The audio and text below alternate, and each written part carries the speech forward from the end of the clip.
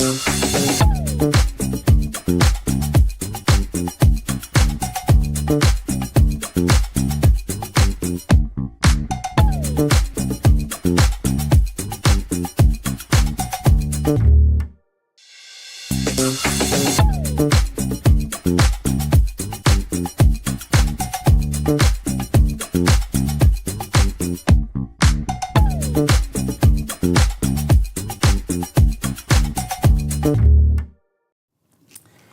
morning, Dubai. Happy Monday. Welcome back to the Lovin Dubai show with me, Casey. And Farah. And we go through the big trending stories. So, of course, our top story for today, Lando Norris wins the F1 season championship in Abu Dhabi last night. And volunteers gathered to pack millions of meals for people in Gaza. Speaking of Abu Dhabi, Bitcoin MENA starting today. The world's biggest BTC conference starts in Abu Dhabi today. We have all of the details. And Dubai police fined a tourist for drifting on Sheikh Zayed Road. Making every pregnancy safe. We have a conversation with Isra Shaker later today, the CEO of Every Pregnancy. And in today's rapid weather report, it's mostly sunny with temperatures ranging from 21 to 31 degrees Celsius. Okay, but before we get to all of that, it's December weather. Do we have any December babies or adults watching the show? And if so, we'd love your thoughts on this story. So there's an influencer mom, and she is being slated for changing her daughter's birthday, saying she was born too close to Christmas. So That's weird. She hasn't told her daughter, but she's just moved the date. And she's like, she's never going to know. You know, a lot of people back in the day used to change dates for children's birthdays and stuff like that, but mostly just for school purposes, like to make sure that their kids go into the grade with like to go into school with their appropriate like grade or something like that. That's so official. Yeah. So a lot of people do that, and my sister was actually born in December, but her official birthday, like on like her passport birthday, is in Jan.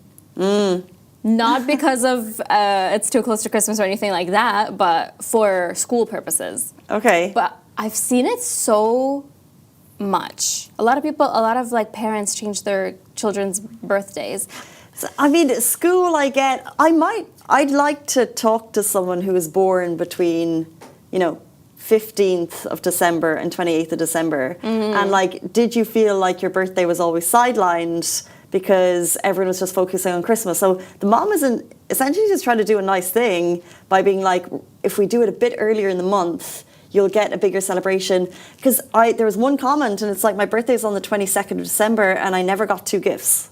You're never getting 2 gifts. Oh, that's sad. And so if you have it a bit earlier, a bit later, I kind of get it. You can guarantee another gift because, it won't clash with that day. It's the same thing, I think, as having like a Valentine's birthday. Yeah, then you're only going to get one. You're only going to get one gift.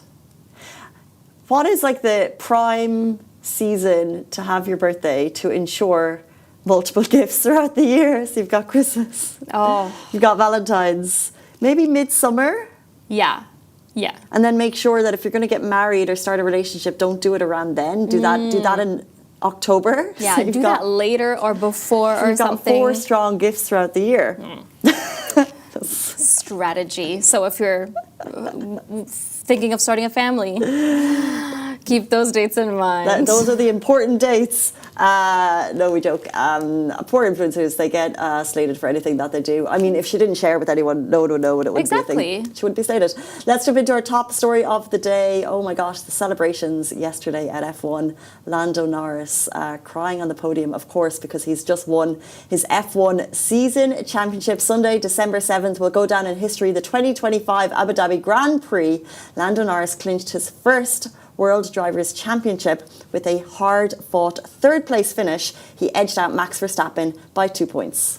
Okay, so listen to this. Starting from pole position, Verstappen dominated to win ahead of teammate Oscar Piastri in second, while Norris dominated to third by Piastri's bold opening lap overtake fended off pressure from Ferrari's Charles Leclerc and a mid-race scrap with Yuki Tsunoda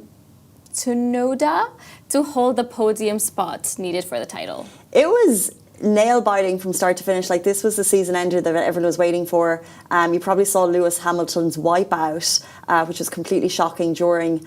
I think all eyes around the world were on this race, and it was a massive end to the season. And of course, an emotional Norris celebrated with donuts and tears, marking McLaren's first driver's crown since 2008, and also Britain's first since Lewis Hamilton took it in 2020. The drama is on and off. Like, F1 brings vibes, it brings concerts, it brings celebs looking fab and fashionable. There's just so much energy around it, and the fact that it was on our doorstep. Did you go? I did. I only managed to make it to Friday because I'm not a huge like F1 race fan. I hope I can get into it because it sounds really nice, but it's not something that I really paid attention to before. So when I went on Friday, I only really went for the concert. Who was Post Malone? Post Malone. I love Post Malone. Oh my God, it was so epic. But obviously there were people that were just there for the race, and there were people that are just there for the concert. So you really fall into either category. Yeah, I fell for sure. into the concert category and not F1. But I thought you couldn't get concert tickets. It's true. You can't get concert tickets to F1. You have to have at least like the general admissions ticket for the race, and then you can get access to the concerts. And then you can possibly upgrade if you want to. So did you go to the race? I didn't. I had tickets to the race and I didn't go. I went to the concert directly at like 7ish. It's so interesting because you're right. There's like, I would probably just go for the vibe, but there's the people who love F1, and then there's the concert tickets, and both are amazing. But potentially, maybe if you're an F1 lover, you may go F1 3 days and one concert, and you pick your favorite concert.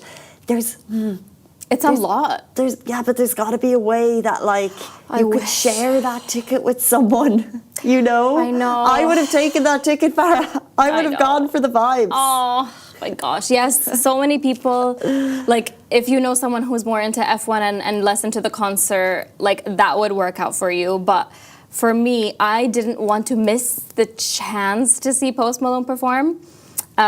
So I bought the general admissions ticket to the race, and I didn't go to the race.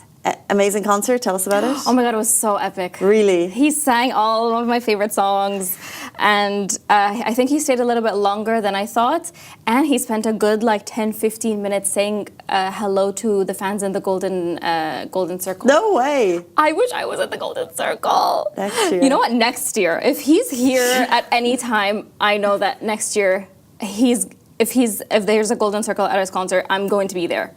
Front and center. I'm not going to miss it again. Oh my gosh, sounds amazing. I saw loads of footage of Benson Boone. Looked amazing. It was so good. Looked really good. Looked really good.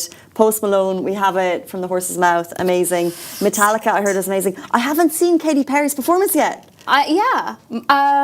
I haven't seen this. I haven't seen we're obviously Lovin Abu Dhabi is going to be all over this today, so we will have amazing shots from it. But my feed has been dominated by Lando Norris. Yes, same. Winning the F1, and so I'm waiting for those Katy Perry shots, and also all the celebrities. They're getting loads of attention for Emrata, Terry Crews, Gordon Ramsay. Amazing.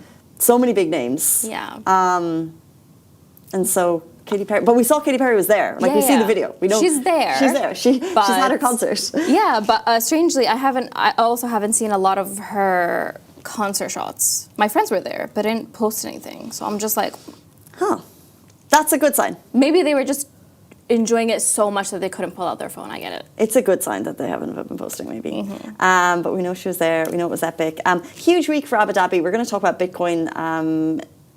MENA starting there very soon. It's also the beginning of Bridge Summit, Abu Dhabi Finance Week. It's non-stop down in the capital. But also here, there was a massive event that took place yesterday that Farah was covering over the weekend. Exactly. So volunteers gathered to pack millions of meals for the people in Gaza. Hundreds of people of Dubai residents, came together to volunteer packing meals for people in Gaza as part of the massive humanitarian effort. The Mohammed bin Rashid Al Maktoum Global Initiatives launched a community drive to support the Mohammed bin Rashid humanitarian ship. This ship, working alongside the UAE's Gallant Knight 3 operation, will be delivering over 10 million meals to displaced families in Gaza. And Dubai residents jumped in to help pack those meals, pack those packages on Sunday morning. If you want to be part of it, you can register on mbrship.ae for more opportunities like this. Just keep an eye out. And so they said they would need 2,000 people to pack these packages. And they actually got 20,000 registrations, and you can see with the comments of the video that we posted yesterday, a lot of people kind of couldn't make it because the package is so organized. And by the way, there's meals, there's enough meals per package for a family for a couple of days. They're amazing, but not everyone could take part, and as Farah said, there's more ways to take part in future opportunities. Exactly. It was a lot of people were so eager to help, especially for this one, just because they heard about it a little bit a while before that, and they really wanted to help out, but they had already hit capacity, and they didn't really require more volunteers for this one. So just keep an eye out and see if there's more opportunities and you can take part in. And so what we do know is following every package being packed up yesterday, these packages are going on a ship, and that is happening close to the mid-end December. And that ship will take 10 million meals to Gaza. Now, if there's volunteers for that, if the MBR Foundation opens that, we will share it directly with you. But if not, just an amazing effort by the UAE as always to help and support our brothers and sisters in Gaza. Let's move on to our next story. Bitcoin lovers, prepare yourselves. Bitcoin MENA, the world's largest BTC conference, starts in Abu Dhabi today. The world's largest Bitcoin conference returns this month, with Bitcoin MENA set to draw more than 10,000 attendees to the capital. The event comes as Bitcoin trades more than 145% higher than 2 years ago, even after a period of consolidation below recent all-time highs. The backdrop underscores the region's growing relevance in global digital asset investment and policy. Hosted at ADNEC Center, Abu Dhabi from December 8 to 9, the conference will focus on market structure, mining economics, regulatory frameworks, and sovereign-level Bitcoin strategy. And also just an amazing opportunity for networking with leaders in the space. Organizers say the agenda reflects accelerating regional investment in energy infrastructure, digital assets platforms, and institutional Bitcoin adoption. This year's speakers include several of the most influential voices in the global Bitcoin ecosystem. Let's name a few. So Michael Saylor, Executive Chairman of MicroStrategy, CZ, founder and former CEO of Binance, Paul Manafort, political strategist and Bitcoin advocate, Anthony Scaramucci, founder of Skybridge. Amazing names in the Bitcoin space there, and it doesn't end. We've also got Ahmed bin Suleiman, UAE business leader, Prince Philippe of Serbia, another Bitcoin advocate, and Saifuddin Ammous, author of The Bitcoin Standard. Attendance is expected to exceed last year's record turnout, with final passes still available online and on site. Get the absolute insights into the industry. Get your tickets now. It's starting today. You don't want to miss it. Let's jump into another story that racked up eyeballs over the weekend. Dubai police find a tourist for drifting on Sheikh Zayed Road. So this week, a late night stunt on Sheikh Zayed Road went viral. A tourist in a rented black BMW decided to drift on a bend and show off for social media. The video hit social media platforms fast, and Dubai police saw it just as quickly. They tracked down the driver, identified him, and summoned him in for questioning. And the penalties are pretty serious for such offences. This driver has been handed a 2,000 dirham fine, 23 black points, and of course the rented BMW M4 has been impounded for 60 days. Dubai police clarified that reckless driving isn't just risky, it's illegal, and the rules are there to keep everyone safe. My jaw was on the floor. Oh yeah. The video is wild. This, by the way, this is Sheikh Zayed Road. If you're in Dubai, you'll know that is the main artery for travel in Dubai. It's the busiest highway. It goes down the center, takes you from top to bottom, and you know, I can see some of the major car dealerships in the back of it. So this is just one of the turns. I've never, by the way, seen it that quiet. So this must be like witching hour. It must be. It must be really Why is it quiet? The city doesn't sleep. How did they? I don't know. And how did they think that that street would be empty? I guess you could somewhat see it, but like, oof. To do something like that on a very, very public road is not only so dangerous. And to post it. Yeah, and to post it as well. It's like you're trying to boast about your skills. To post it. Yeah. This guy probably was like so into the F1 sphere and decided, let me try. Yeah, lots of comments were talking about that. This guy was probably so inspired by F1 and the races and everything and decided, let me take a whirl on Sheikh Road. Don't do that, guys. No. It's definitely not worth risking your own safety and everyone else's safety. Not worth the fines. Not worth the black points. No. Just don't do it. I'm concerned even about the video being out on social media because you'll get copycats. Yeah. You know, and maybe not on that road, but it makes people think, oh, drifting is interesting, and no, it just. But we set the fines there, 2,000 dirham, also 23 license points on the black. 23 black points on your license, but also the fact that the rental was impounded, that's not a cheap fee to get the rental out. Exactly. So despite the fact that this person doesn't probably have a UE license because it was a rental, I'm just guessing, because if they lived here full time, it wouldn't be a decision that you would make, because we respect the roads here so much. But to get the rental out is going to cost them a pretty penny as well. Mm-hmm. So drifting is not. It looks cool, but don't do it. Keep it for F1 and the pros. Okay, let's jump into something else. It's nearly 8:50 on this beautiful Monday morning.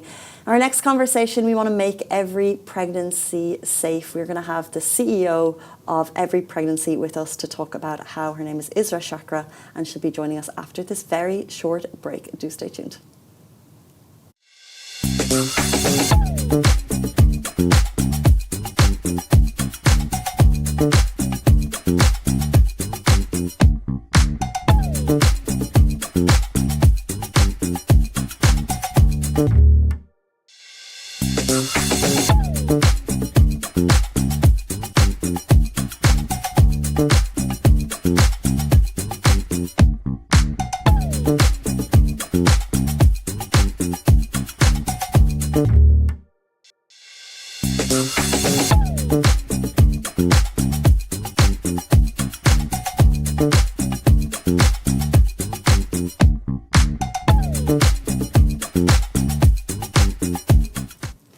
Welcome back to the Lovin Dubai show. Today we're joined by Isra Chakra, CEO of Every Pregnancy, the world's first Zakat-approved Muslim collaborative working to make every pregnancy safe.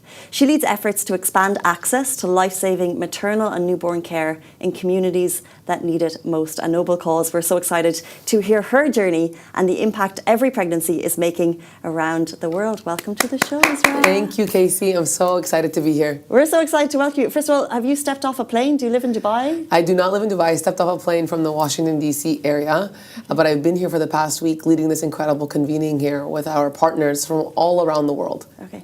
And tell us your origin story to become involved with Every Pregnancy. You know, the origin story is really interesting because my whole background has been being an advocate in other major international organizations where I was leading different campaigns to build movements of people influencing policy and advocacy in the U.S. Mm-hmm. And I became a mom and I realized how hard it was, that journey myself personally. And I kept thinking, if I was born or having a baby anywhere else in the world, right, my circumstances being different, even in my own home country of Saudi, would I have survived the complications I had in my pregnancy?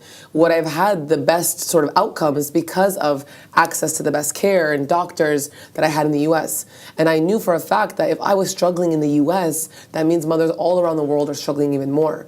So I got an opportunity from the Gates Foundation when they were really looking to the question, could we get the Muslim community to care and prioritize maternal and newborn health in the same way we care about food and water, right? Especially with our zakat.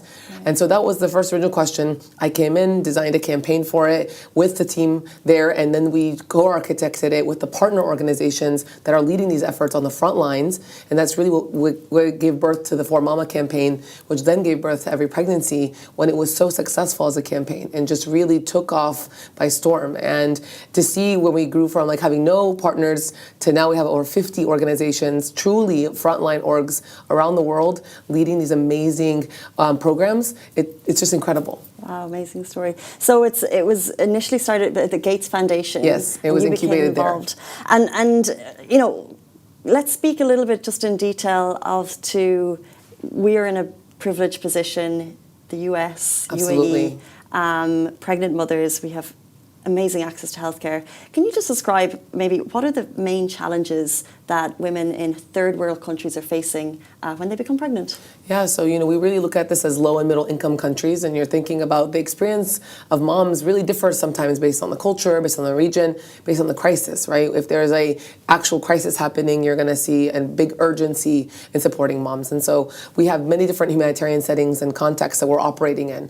But for example, the three main drivers of maternal mortality in these places are one, postpartum hemorrhage. So that means when a woman is bleeding out in delivery and heavy blood loss. The second is preeclampsia, which is really driven by high blood pressure and hypertension. And the last is sepsis. So you really do see that there are these three causes. But one thing I want to really say to you, Casey, is that even though there are these three drivers of maternal mortality, they are preventable. These are preventable complications, and they don't have to end in mortality. And that's the whole purpose of Every Pregnancy, is what are we going to do to make sure that a mom doesn't end up in an outcome like that, to make sure that her and her baby end up not just surviving, but thriving. Because we know moms are the cornerstone of not just families, but of our communities. So an experience of a mom in Pakistan who will most likely bleed out because she's anemic, that can be prevented. Or a mom in Nigeria, which has the highest maternal mortality rate globally, over 30%, if she's bleeding out because of or she's passing away because of preeclampsia, that's preventable. So it's like, are we doing what we can truly in the pregnancy journey of a mom to ensure that she's getting the care that she needs so that we prevent the outcome of a family going home without a mother or without a child? I just feel like it's such a huge task to undertake. Yeah. What's the first step? How do you know where to start?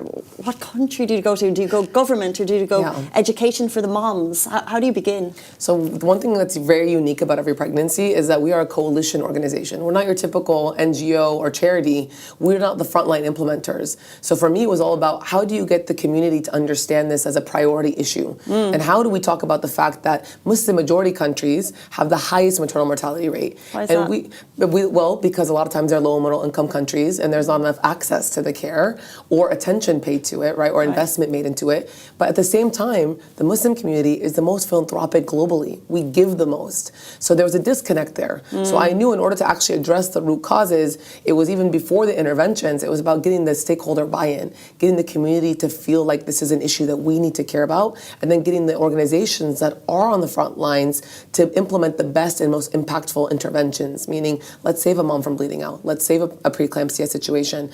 And so for us, where we started was, let's get the organizations at the table, which is why I tell you we co-architected this. This is not even about me leading the organization. It's about who, as these organizations are coming together and recognizing we actually are more powerful together than we are individually. And that if we can do our own programs, great, but we're affecting a certain population size in a certain country. But imagine the power of an entire coalition and a collective. And now we're operating over 20 countries, and we're addressing this issue from a root cause, but holistically. So the first thing I did was get them on board and tell them, let's work together. Let's remove ego from this. Let's remove competition. We're all here with the same purpose, to make every pregnancy safe. And they are doing a phenomenal job. I am so grateful to all of our partners. And how did that conversation go? And kind of, if you're kind of coming in and you're saying, let's remove the ego from the table, but at the same time, here's what we think. What was the feedback, and how easy is it to implement new initiatives? Yeah, I mean, it's never easy to implement anything new, and especially things that challenge our status quo in the way that we typically would operate. And so, the charity sector in general, while everyone is working on a beautiful cause, a lot of times it's all about how much money are we raising, what's our impact as an organization, as an individual. And so for me, it was really like, let's dismiss that and let's really focus in on what can we do collectively.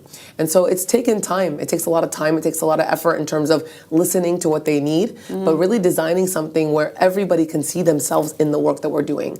And so, it took a lot of collaboration, a lot of consultations. We've been meeting bi-weekly as a coalition literally for the past 2 years, that we don't stop that. And this convening and bringing them in person, of course, once a year, and bringing them together this time in Dubai was absolutely incredible, because we know that the energy for moms and babies in this city in particular has been tremendous. We've seen a lot of investments from incredible donors in this community and advocates who say, we want to do something about it. So having everyone in the room here in particular for 3 days of ideation, co-creation, and designing what the future we want to see for moms and babies is how you get them to buy in, but also how you get them to realize, like, we really are stronger together. And the proof is there and the impact is there. 100% we're stronger together. Yeah. You mentioned hearing what they need. And so you've discussed kind of 3 main issues that could lead to mortality, but what are the main concerns that you see that, pregnant moms in second, third world countries might need, and how have you been able to address those? Yeah, absolutely. I was in Pakistan a few months ago to see firsthand some of our partner programs on the ground. And I didn't realize that Pakistan really had such a tremendously high maternal mortality rate compared to the global average. And when I was there and talking to moms and seeing firsthand, I realized that there are a couple of major challenges. One is that the access to the care. A lot of times moms aren't prioritizing to go to their antenatal appointments. So they're not being tested for their anemia, blood levels, like iron deficiency. And if they were, they could get medication. So there's a disconnect of like, okay, first, access to these facilities and this care. Second, let's say a mom is having a critical crisis situation. She needs to go from one of her villages to a hospital to actually treat a crisis situation where she is bleeding out. Sometimes that drive or that ride can take up to an hour. Sometimes she's in a rickshaw doing it, or she has no means of transportation, or an ambulance can't reach her. So there's so many problems with even just the access to the infrastructure and referral system. And then lastly, can they get the interventions to her in a timely manner? There's proven an emotive trial, which is essentially a bundle that you launch and activate when a mom is bleeding out in particular, which is the #1 driver in Pakistan for maternal mortality. And really, ideally, you get these interventions to her within 15 minutes of her starting to bleed out. And part of it is identifying, is she bleeding out too much? So there's a simple mechanism called the postpartum hemorrhage drape. This costs less than $1, literally about 50 cents.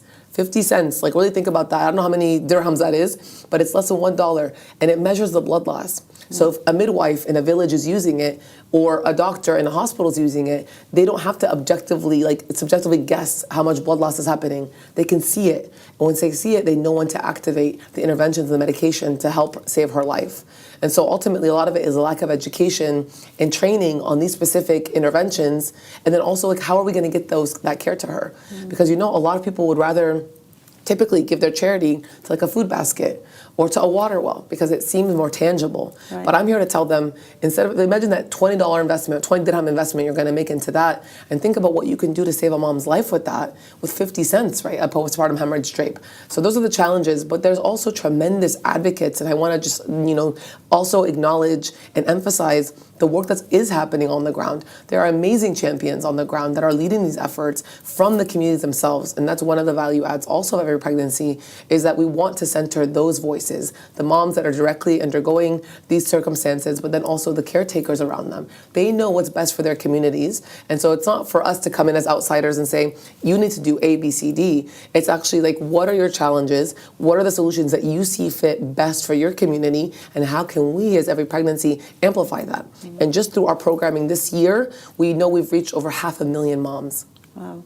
It's so amazing, such important work. Speaking of those caretakers in the community, can you maybe share a success story of kind of another small example of a real impact that this has had in terms of maybe education that has changed a community in terms of they've learned something new and now they are more inclined to have a safer pregnancy. Absolutely. There's so many examples, and a lot of our partners are leading these efforts because they want people on the ground and moms on the ground to know that it's not just about caretaking for yourself. Because ultimately, if you think about it, at a dinner table, who's going to eat last, really? It's a mom typically. So a mom usually never invests in herself. And so part of our programming is to actually advocate and change the way we perceive mom's agency. And even ensuring that the husband, the father, and all the male figures even are supporting that notion that you have to take care of mom first. Because when you take care of mom, then you're able to take care of the family unit better. So part of the education we've seen in the storytelling is that now moms all of a sudden are saying, okay, I want more birth spacing in between my pregnancies to ensure that I'm not causing higher potential complications. Or when I feel like something is wrong, I'm going to advocate for that. And we have an amazing champion, Sandra Ugwe of the Motherhood Group. She is one of the biggest champions on talking about maternal health in the Black community in particular, and how there is extreme vulnerability for Black moms and how they struggle to advocate for themselves. And at this convening, she shared this incredible story of how she's seen the change in the advocacy she's doing to say, listen to Black moms. When they say that they are in pain, listen to them. So that's also part of our mission, is the intersection of identities and how are we implementing programming that supports all moms, no matter what their beliefs are, no matter what their skin color is, no matter how they identify, because every mom deserves that dignity of a safe pregnancy and a safe delivery. So true. And how are you sharing this information? I mean, I guess there's probably limited access to social media and the people that need this information the most. Yeah.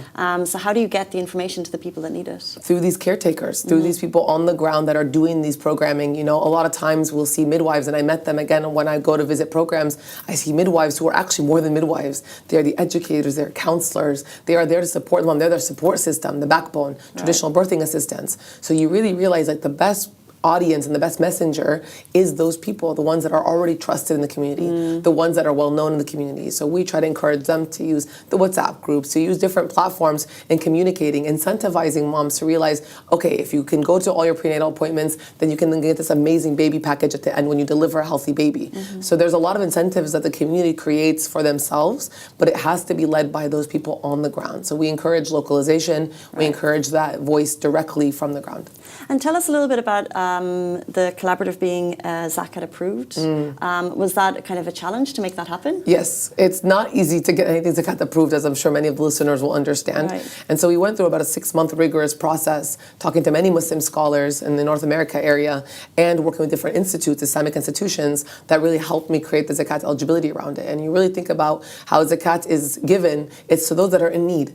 And these moms are in need of these systems and of this support. So for us, getting the Zakat approval was a game changer, because then these organizations are able to fundraise and say, this could be your Zakat. But also, how incredible is it now that we're changing the notion of, okay, you don't have to assume automatically that Zakat has to be food, that it can be other ways to care for a mom. And of course, part of this is also nutrition.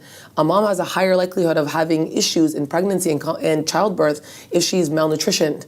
And children, the same thing. So we really are trying to address that as well through this program. Right, amazing. And how do you make sure your programs respect local cultures, I guess, while improving care? Because you're targeting so many locations around the world. Absolutely. It goes back to that point, Casey, of who are our messengers? Who are the people that are doing the work directly? It's those people, because they know the communities they're in. And I've been in the NGO sector, so I know across many NGOs, you do have a saviorism effect. You do, where they come in, they parachute into a community, they launch their programs, then they go, wow, look at the change we did, and we're gonna go right out, and then we're gonna never think about this community again. But the idea of working with a collaborative like Every Pregnancy, you're working with partners who are from these communities, born and raised, they're indigenous to them. So they're not gonna leave, they're not trying to leave, they're trying to invest and fix the systems and help moms and babies and make the change there. So it first starts out by really investing in those people and listening to them and making sure everything that we're doing on a global scale is championing and amplifying their voices. Fixing the systems in terms of what you're doing is so important, and it just needs education on the ground level. So what you're doing is so amazing. What is your long-term vision for Every Pregnancy? My long-term vision is for it to not exist anymore, because we've addressed maternal mortality and we've ended it. And I always say that if we can get maternal mortality to zero, that's the long-term vision. And we're working on it, right? Little by little, country by country, community by community. And this is an issue that's going to take a long time to change, because every 2 minutes a woman dies from preventable complications. in childbirth and pregnancy every 2 minutes. So if you think about the number of women that have died just during the duration of this interview, it's tragic. And I tell people it's not just something to feel bad about. We need to feel angry about it because it's an injustice. How can we know what saves a mom's life and not be able to get that to her?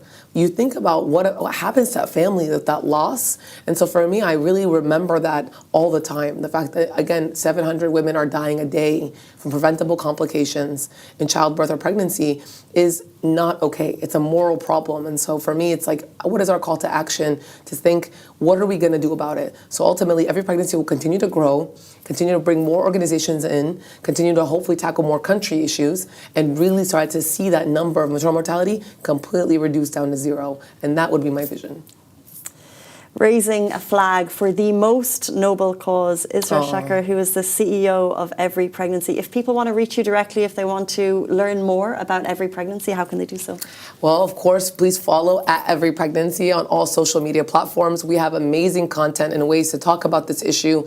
Join our cause, become ambassadors for us, talk about maternal newborn health, talk about championing it. And of course, like, we are so excited, and always visit our website at everypregnancy.org. Thank you so much for coming on the show today and sharing the story of Every Pregnancy. We really appreciate it. Appreciate you. And that is the end of the Lovin Dubai show this morning. Have a beautiful day. We'll see you back here tomorrow morning, same time, same place. Bye-bye. Bye-bye.